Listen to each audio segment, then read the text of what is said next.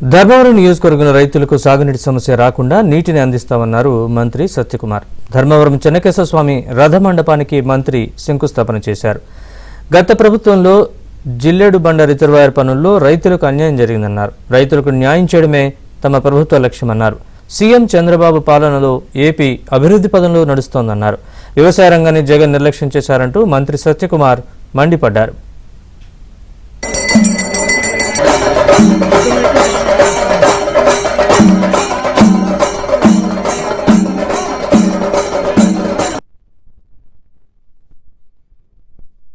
అతి పురాతన దేవాలయం చెన్నకేశవ స్వామి దేవాలయం వాహన మండపం శిథిలమైన సందర్భంగా వాటిని తొలగించి కొత్త వాహన మండప నిర్మాణం కోసం ఇవాళ శంకుస్థాపన జరిగింది.